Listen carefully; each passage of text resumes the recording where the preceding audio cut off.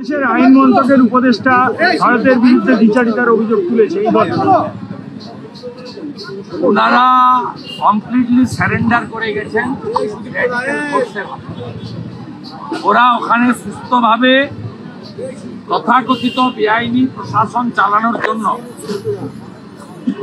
যারা এই মৌলবাদী ফোর্স হিন্দু অস্তিত্ব মুছতে চায়, হিন্দু সংখ্যা তো নেই আর বাংলাদেশ, এখন অস্তিত্বের লড়াই, এই অস্তিত্ব মুছতে চান, তাদেরকে খুশি করে ক্ষমতা দখল করে রাখতে চান।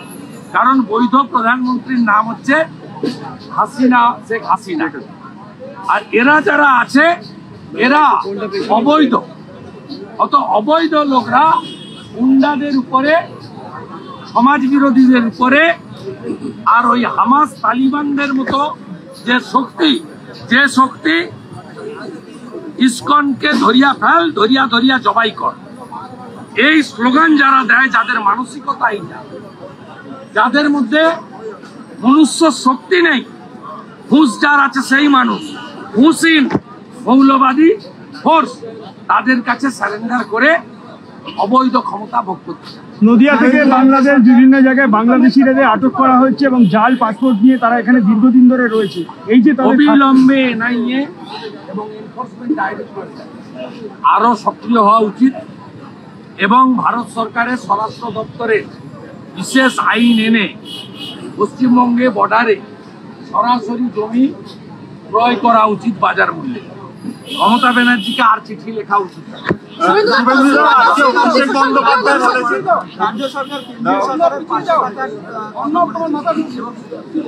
রাজ্য সরকার মানে তৃণমূল কংগ্রেস, তারা যখন বাংলাদেশে তথাকথিত ছাত্র জনতার নামে ঢাকাতে অবরোধ হয়েছিল, আমরা গুলি চালানোকে সমর্থন করি, তখন বাংলাদেশে হাসিনা ওয়াজেদের প্রশাসন গুলি চালিয়েছিল। সেই সময় মমতা ব্যানার্জি প্রকাশ্যে বলেছিলেন, তখন তার পররাষ্ট্র নীতির কথা, তিনি একটা রাজ্যের মুখ্যমন্ত্রী, বৈদেশিক বিষয়ে কথা বলার অধিকার তার নেই, সে জ্ঞান সেদিন তার ছিল না। সেদিন তিনি বলেছিলেন যে যারা বাংলাদেশের সরকারের দ্বারা আক্রান্ত হচ্ছে তারা এখানে এলে আমি শেল্টার দেব। আজকে যখন হিন্দুরা আক্রান্ত হচ্ছে, হিন্দু মন্দির ভাঙছে, তখন মমতা ব্যানার্জি বলছে যে এটা ভারত সরকারের বিষয়, আমার বিষয় নয়, আমরা দেশের সরকারের সঙ্গে আছি। এই যে দ্বিচারিতা, একদিকে তুষ্টিকরণ এবং ভোট ব্যাংক, অন্যদিকে বাঙালি হিন্দুর অস্তিত্ব শেষ হয়ে যাক, সংখ্যা কমে যাক, এটা মমতা ব্যানার্জির ভোট ব্যাংকের পলিটিক্সের উদাহরণ।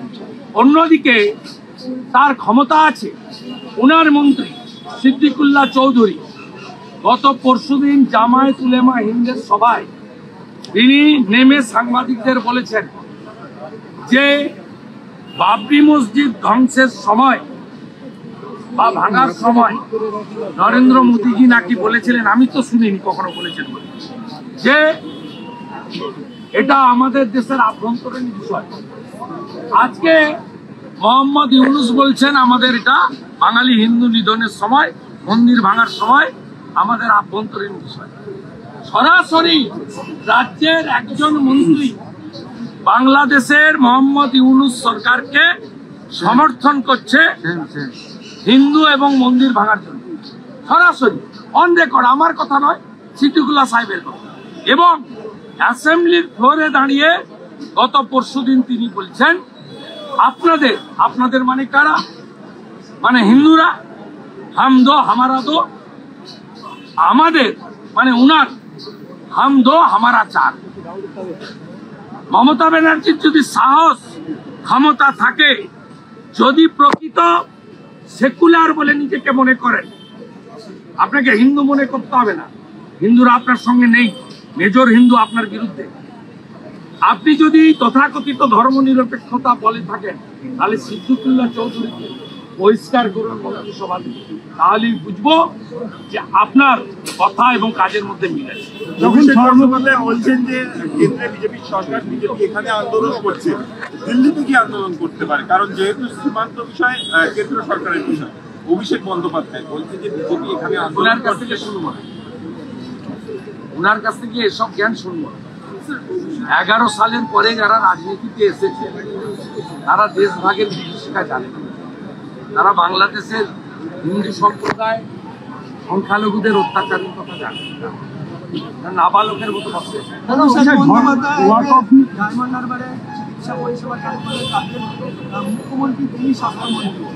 তিনি সরাসরি স্বাস্থ্যমন্ত্রীকে চ্যালেঞ্জ করেছেন। তিনি আজকে সরাসরি ঘোষণা করে দিয়েছেন এই রাজ্যে স্বাস্থ্য পরিষেবা দিতে 13.5 বছরের স্বাস্থ্যমন্ত্রী এবং পারিবারিক পরিচয় সূত্রে ওনার পিসি সম্পূর্ণ ব্যর্থ।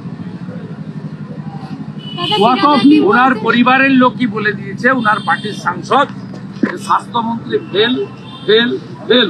এতদিন যা বিজেপি বা সাধারণ লোক বা রোগী বা রোগীর পরিবার বলছে।